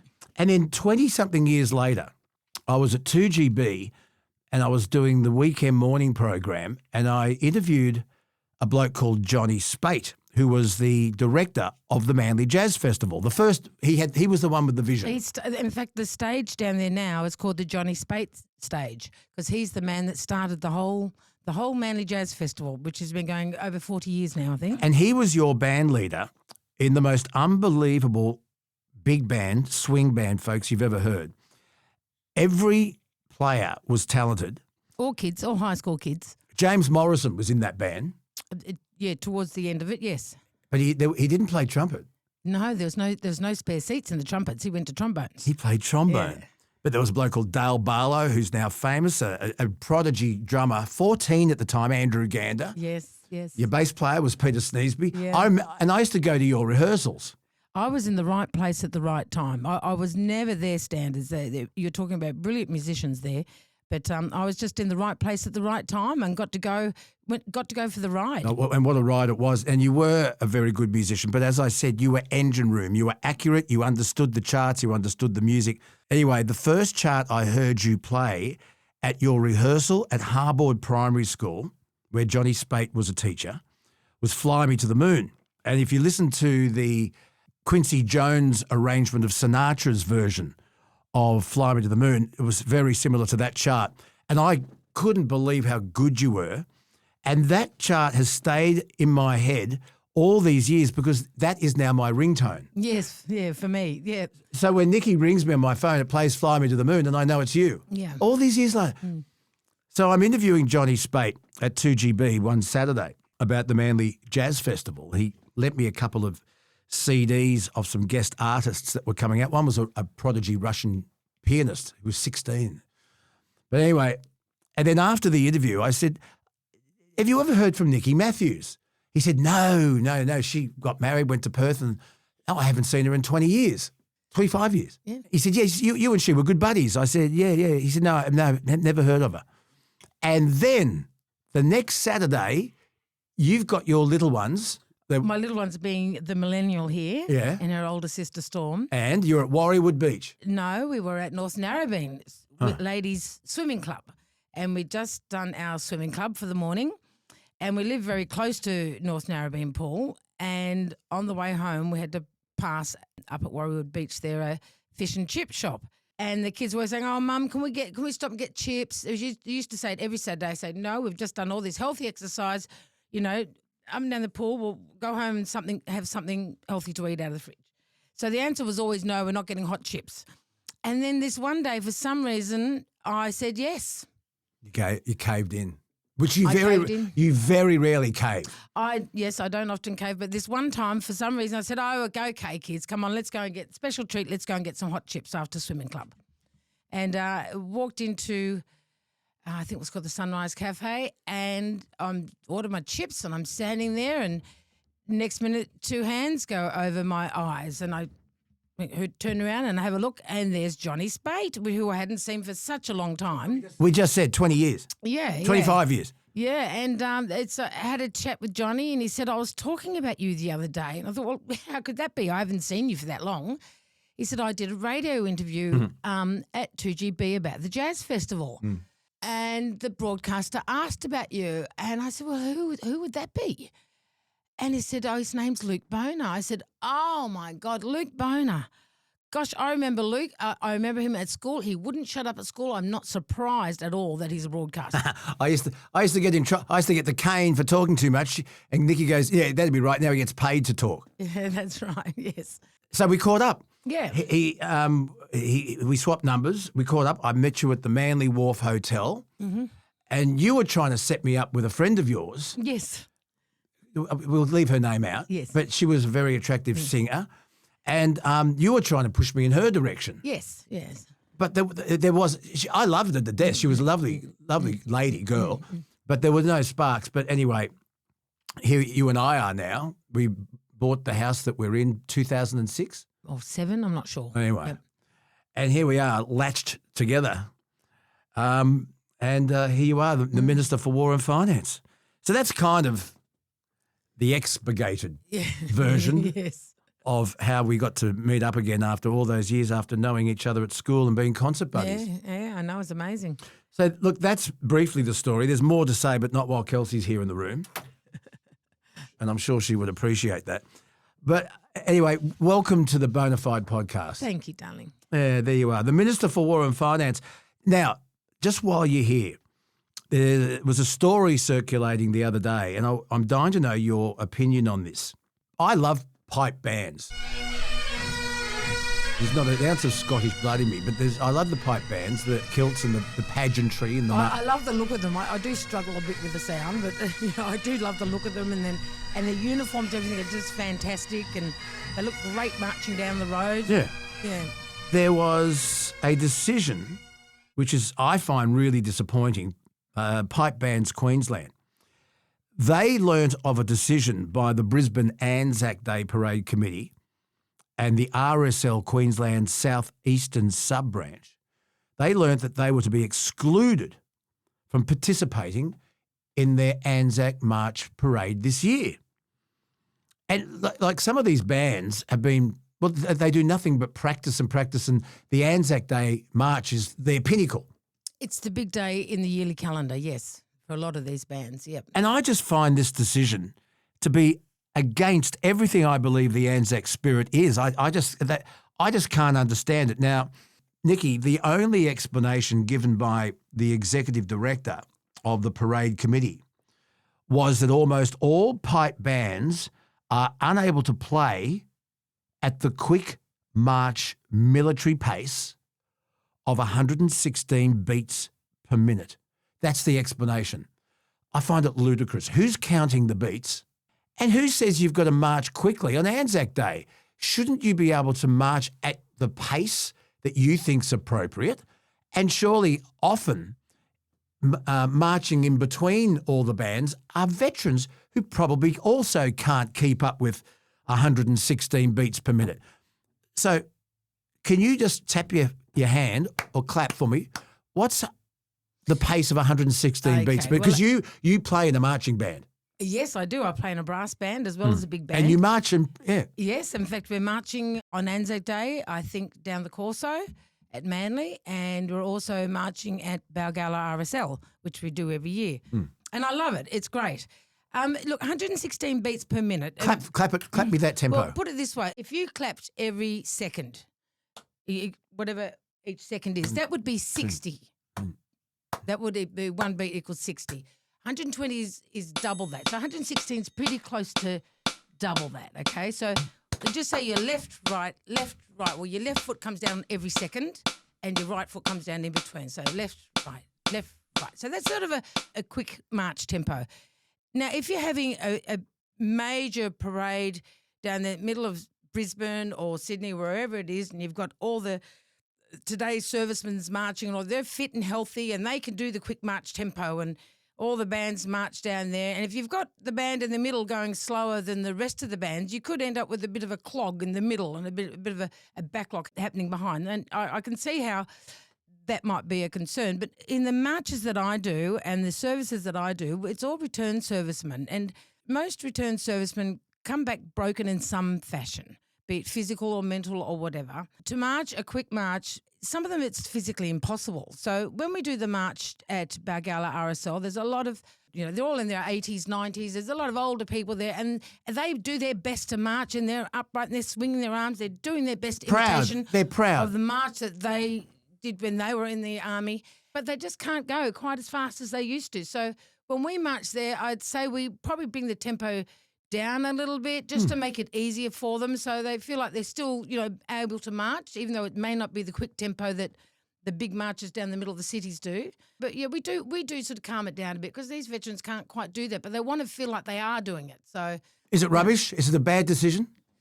look, if they've got a problem with the band not walking fast enough, put them at the back. They're not going to hold anybody up. I think it's ridiculous. I think it's disrespectful. Yeah, they should be able to play. If you can't give a little bit on Anzac Day, and there is a lot of tradition with pipe bands that goes back to World War One. It is a traditional thing. You've got veterans marching 116 beats per minute. Who is the beat police? Most conductors have got a beat in their head going. They know they sort of But you watch the bloke with handle on it. the bloke with the big stick up the front. Yes. What's that stick called? I can't remember. Just call it the big I stick. knew the big stick. I know that the bracket that holds your music to your trumpet is called a lyre. Oh, very good. Yeah. Very good. Save that for a trivia night. But I think it's ridiculous, and they're very well explained. Very proud of you. During COVID 2020, and we were all told that we couldn't leave the house and that Anzac Day dawn services were going to be cancelled around the country. And you and I were really disappointed because Anzac Day to me is more important than Australia Day. Oh, you're a mess on Anzac Day. To me, Anzac Day is more important than Australia Day, which is divisive. Anzac Day is the one day where we all come together. And it is very important. And it is to you. Because when we were at school, Kelsey, your mum was our last poster. In primary school. You were a poster girl. Was it Eleanor Primary Eleanor School? Primary Yeah. School. And she played the last post on the 11th of November because Anzac Day is a public holiday. And they used a recording of your last post for years. Years, I believe, yeah. I doubt they've got it now, but yes. I know. Years, I was so proud of you. Yeah. I was so proud of you. It's a very nerve-wracking piece of music to play because everybody knows it. And it's silent. Just everybody. And it's silent. And everybody's listening. And, you put a bum note in there, it's just terrifying. You can't hide behind it. No. Because it's so quiet and it's solemn and everyone knows, as you say, every note, a lot of pressure. And it doesn't involve the vowels. It's all embouchure. Yeah, that's right, yeah. Which is your lips. So it's kind of like all white notes, is it? That's right. No black notes. It's all harmonics. The last post. And Nikki was our school last poster. On this particular Anzac Day, Nikki and I said, no, we're not going to put up with this. And we printed off an invitation to all the neighbours. And we didn't know who would turn up. Oh, it was fabulous. I mean, everybody came down their driveways with their candles and their kids, and we stood on the end of our driveway. We've got a public walkway that runs down the side of our house, and people were coming up there, keeping their distance, of course. It was just gorgeous, and we just waited till 6 o'clock. I think I might have jumped the gun by a couple of seconds because I started off, and then when I had finished playing, you could hear this echo, because there's quite a few musicians that live around here. And you hear this echo of other instruments playing the last post, in the background. As I finished, it was like an echo, and then it sort of went on for ages. It was just wonderful. And we had our minute of silence, and then I delivered the ode. Yes. They shall not grow old as we that are left grow old. Age shall not weary them, nor the years condemn, and at the going down of the sun. And I said, and here, today, in the morning, we will remember them, lest we forget. And then you played, was it Revelry? Yes. Which comes after the minute of silence. That's right, yes. It's the Reveille. It was the shortened version. What everyone knows is the shortened version. The long version is much longer, but everyone knows the shortened version. And then when you finished, the kookaburras started. Yes. Do you remember that? That's right. And we came in and had a Bloody Mary on the black veranda. And then we went back to bed and had a sleep. No, I think I stayed up. You might have gone back. But it was just such an important morning, and I took a photo of you in your black skivvy. And so that photo's up in the cloud somewhere. I wish I could get it back. I've got no idea how to get anything out of the cloud. I know, we're cloudless. There's a lot up there, but I've got no idea how to get it out. And how big is this cloud? I don't know. When does it get full? Is that when it rains? I don't get it. No. Thank God for millennials. A lot of people have written in, Luke Bona, that radio guy, at gmail.com, and they want to know how you're coping with me back in the house now and not going off to Triple M? Well, look, it's not too bad. We've sort of settled into a bit of a routine. Luke gets up at just stupid hours, 3, 4 o'clock in the morning. And I look for stories. He's wandering around. He's on the news services, checking out any news stories. He likes to be across everything that comes in. Because I'm a fairly early riser, but I'm talking 6:30, 7, but Luke's already been up. But what's wonderful about that is he goes up the road and brings me back a soy chai latte, which is just fantastic. So I have that waiting for me when I get up in the morning. And then, look, I've got my own routine, which I've always had. I go to bowls, I do some gardening, the housework, etc. And Luke just stays on the news services, he's just so connected to that machine. Kelsey, come over to the microphone. And then Kelsey said, unless he's rocking out to Ramble On by Led Zeppelin, from Led Zeppelin 2, which you've all seen, my Jiggy Jig dance. Yes. So, and we sort of get together in the afternoon. We sort of do our own things. We play pool. And we get together in the afternoon for a game of pool, and I can eventually prize him off his computer. And, have a couple of beers, a game of pool, and then eventually we come up in the afternoon, have an early dinner and go to bed early. Yeah. That's the routine that we've settled into, and it suits me. It seems to suit Luke as well. It's nice going to bed with there's actually a person in my bed at night, but he's not there when I wake up. And this time it's me. It's okay. It's half and half. And this time it's me.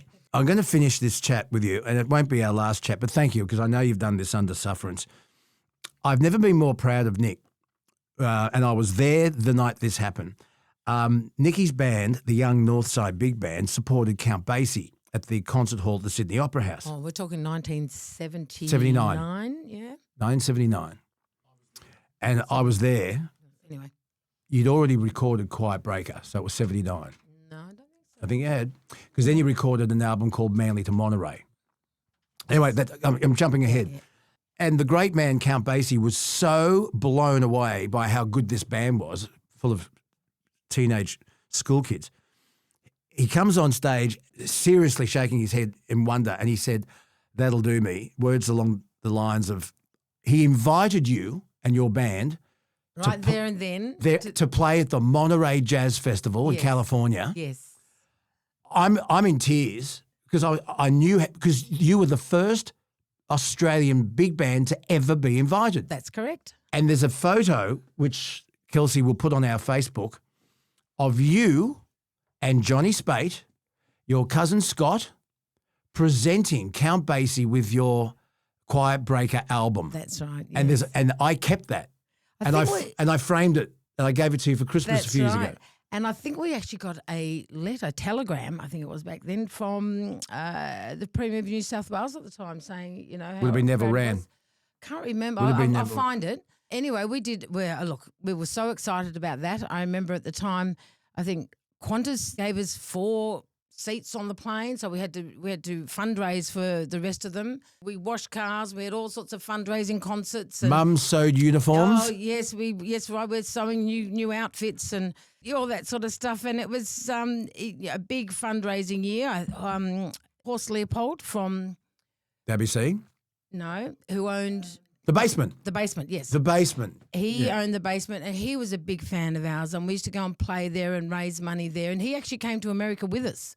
He was such a big fan of the band. So, exciting times. How lucky was I? But it all happened for me during the Monterey Jazz Festival happened when the school trials were on for HSC. I know. I don't know how I talked my parents into letting me go. I think they thought, well, bugger the HSC, let her go to the Monterey Jazz Festival. What an experience it was. Yes, And the photo of Nicky presenting Count Basie with this album, and just remember Johnny Spate's in this photo. Kelsey will put it on our Facebook page, and hopefully she'll take a clear enough photo that shows the album open and you can read the personnel. Yes. Because it's an impressive lineup of 16, 17-year-olds. Yes. Yeah, they all grew up to become Australia's finest jazz musicians. Unbelievable story. I was so proud of you. Still am. Thank you, Dave. Still am. And I'm proud of you too. Talk soon? Talk soon. What's for dinner? Don't know yet. Tell the folks what I'll have for dinner. You watch this. Oh, God. He's going to have 2 thick pork sausages. He's going to have some reheated mashed potato from Coles and some cold baked beans. Correct. It's his favourite meal. I'm covered. Now on Wake Up Australia, It's time for the Bona Report. This morning, coming live via satellite from his man cave, whereabouts unknown on planet Earth. Morning, mate. How are you? Are you still enjoying it, Phil? How's it going? I'm dying to know. Fantastic. Love it. Getting used to it. It's terrific. I can see why you did it for so long, my friend. I've given people the details about the story with Dutton's plan. I know that you'll be keen to elaborate on it and also to get some callers to discuss it with you. Well, look, there's a couple of stories I wanted to put to you and our listeners this morning. One is, you may have heard last Sunday, that Labor has proposed a 5% deposit on new homes for first home buyers. And the idea, obviously, is to help more people get into their homes. Peter Dutton has also announced a one-off grant. He's done that with the fuel excise, and he's not looking good in the polls, Phil, is he? No. And I'm just wondering, where's he going wrong? I want to know what our listeners think. Why isn't Peter Dutton resonating? Is he making policy on the fly? Is he just giving quick sugar fixes? The fuel excise rebate and the one-off grants, $1,200. It's going to help a lot of people, but it's not a long-term thing. Every economist you ever talk to says if you want to combat inflation, you've got to stop spending. Well, what are people going to do with the money? They're going to spend it, aren't they? But let's talk about getting people into their first homes. I mean, it's just unrealistic for young people to get a home in Sydney now. I mean, I think you need a wage of about $200,000 to get anywhere close. And I wonder how many people now are turning to the bank of mum and dad.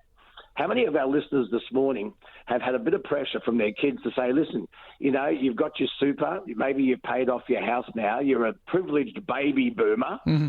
How about you use some of your equity and throw some our way? Well, it's a bit more difficult. I mean, you've got to retire, you've got to be able to live.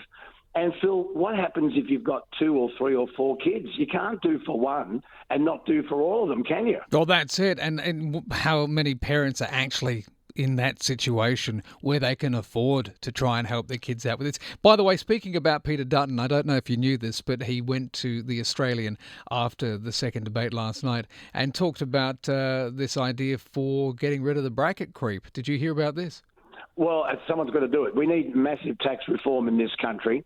And, of course, people are earning X amount of money and you may be given a pay rise, but wages haven't kept up with inflation.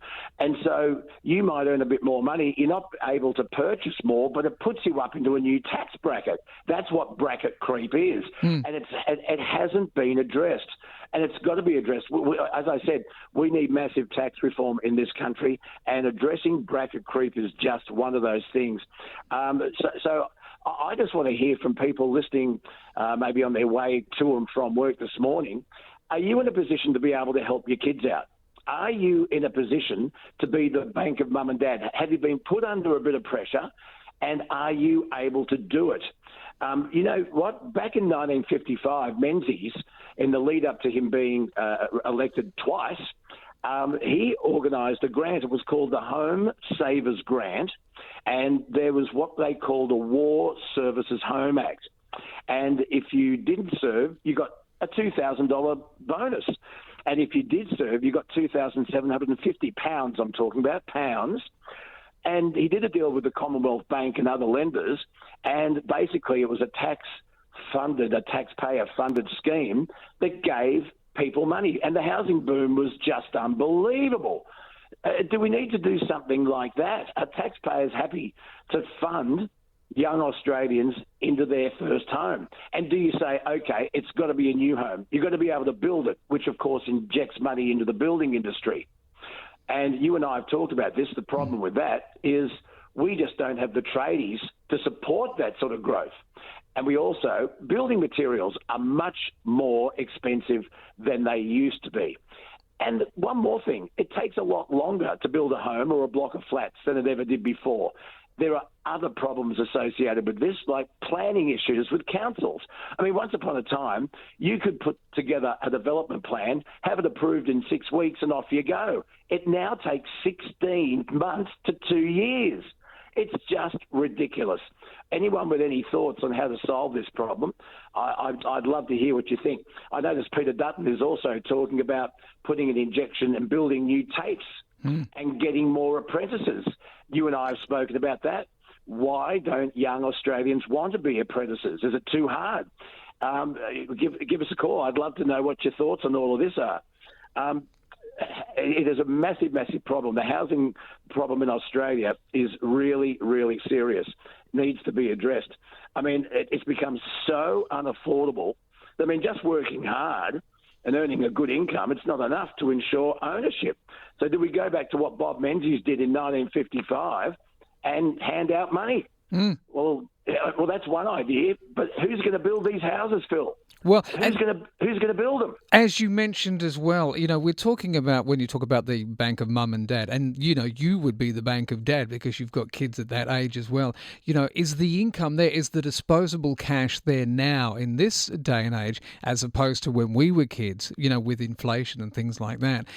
How much money really have you got to be able to help your kids to give them that leapfrog to get the house? But the other thing that you mentioned as well is this just sounds to me, this idea about getting, specialist skills for kids by giving them an apprenticeship. It sounds to me, Luke, and I don't know if you agree with this or not, it sounds like a Band-Aid. It sounds like these are kids who are perhaps disenfranchised at the ends of year 10, especially year 10 before year 12, who don't have a clue what they're going to do. They'll get an apprenticeship, but is that really what they want to do?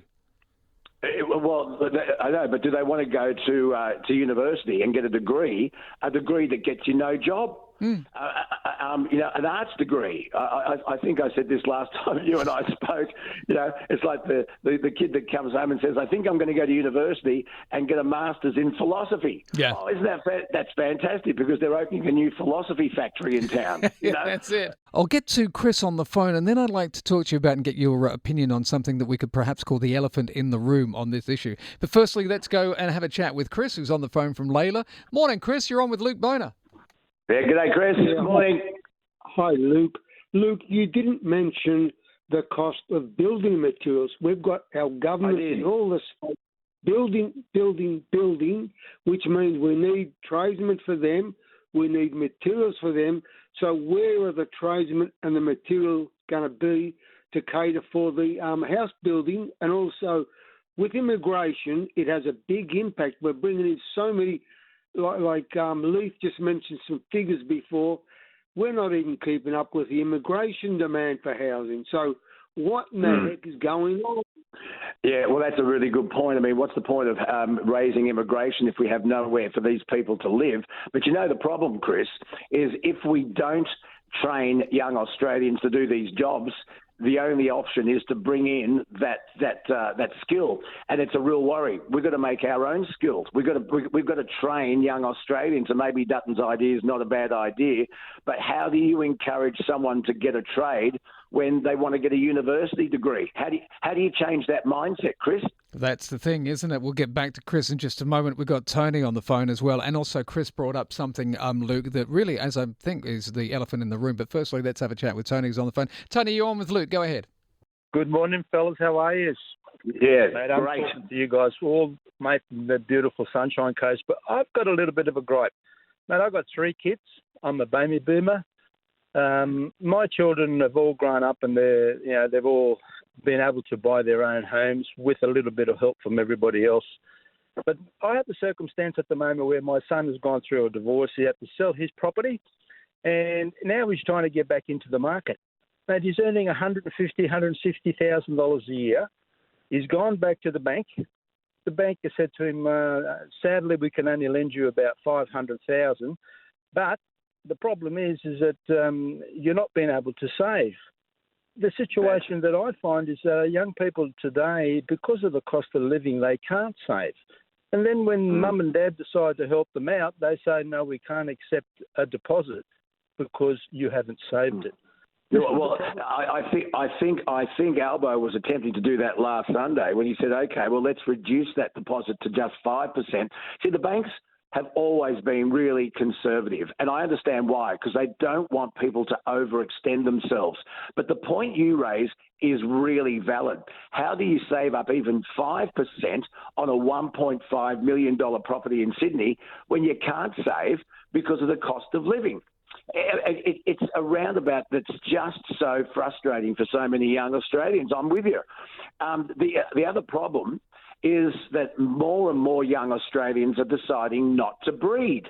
Why? The number one reason? Cost of living. They're not having children because having children's expensive. Now, if we don't have a tax base in 18 years' time, when kids born today are old enough to vote and become adults and start earning, how are we going to support our ageing population, which is living longer and longer and longer? The only way to create a tax base is to import a tax base, unless we can encourage young kids to breed. And how do you do that when it's too expensive to have children? Paul says you can quicken up the house approval process by pre-approved spec home designs for lot sizes, especially for new land release. The banks only lend for projects, home builders, so that probably makes more sense. But can I also mention this, and we did talk about the elephant in the room, and that was the elephant in the room is, and that's something that Chris mentioned as well, and also something that you discussed and you touched on, and that is the case of immigration. And a few people have come through with this, simply stop and cut the immigration. Was Ross who sent that through on the text as well, and a couple of other people saying, well, why aren't they looking at the issue of foreigners buying property, but also immigration? And this is a problem they've got in the UK as well. There's the fact that immigration, when you mention it, it seems like you're being racist, but that's perhaps why nobody wants to go there. Well, it is the elephant in the room, but I just mentioned it. Australians, young Australians, I'm talking about Australians aged 20 to 32, are not having children at the rate they used to, and the reason is the cost of living, Phil. No, it was about the cost of living. Also, young people want careers, they want to travel, they want widescreen TVs and BMW 7 Series, so, and smashed Davo on toast for brunch on Sundays. So it's cost of living, it's lifestyle, but they're choosing not to have children. And if we don't have a tax base, there's only one way to solve that, and that's import a tax base. Tom, you're on with Luke Bona. What would you like to say? Yeah, g'day, Luke. Followed you over from your other station. Just on this, I'm hearing people talk about tradies, people getting into uni degrees, but I'm not hearing a lot of discussion about people at the other end of the spectrum, Centrelink. Right on Western Sydney, they don't want to get off their backsides and get out and get a job. So what are we going to do to push these kids out? When I left school, it was you either go on to further education or you turn around, you go get a job. I went and got a job and I've worked ever since. Like, I'm 58 now. Listen, I talk about this in my podcast. It's the Bona Fide podcast with Luke Bona. I talk about this. If you are able-bodied, if you are able to work and you've knocked back 3 job interviews, there is no reason for you to be getting unemployment benefits after 12 months. Cut it off. You watch. You'll find a job. Steve's on the phone. Steve, your point. We've got 30 seconds. Go ahead, buddy. Apprentice wages aren't keeping pace. That's why you can't attract kids. They want Year 12 education. I can speak firsthand. I've got 2 sons who started apprentices. One dropped out. One's still going. So they finish Year 12. They leave school at 18. They've already done a Cert 2 in, say, electrical work. First-year apprentices, when they leave school, expected to have their own vehicle. They earn $14.97 an hour. Traditionally, apprentices have always been paid poorly, but they were subsidised by mum and dad. They lived at home, they got subsidised rent and food, and then the light at the end of the tunnel was they were going to get a decent wage when they qualified. That doesn't work much anymore. And even if the job isn't in your local town, there is benefits available. However, what boss can afford to pay a trainee a qualified tradie's wage? It's always going to be the way that apprentices are badly paid. I hate it, and that's what Dutton's come up with now. That's his latest thought bubble. Might be too late. We're 2 and a bit weeks away from the election on May 3. Mm-hmm. But, I mean, can we afford and can tradies afford to pay their apprentices proper qualified wages while they're learning? There's another question for a debate down the track. Well, that's it for this episode of Bona Fide. We're trying to stick it to the man and get onto the charts. So please make sure you tell your family, your friends to have a listen. And make sure you stick around for next episode because one of my favourites is back from holiday and he's going to be on the podcast. And if you want a clue, he's won a major prize for his research into belly button fluff. I wonder if you can guess who it might be. And also, if you have something to say, if you have an opinion to give, let us know. Leave us a voicemail at lukeboner.com.au or email us at lukebonerradioguy@gmail.com. Thanks for your help, Kelsey. Millennial. Bye.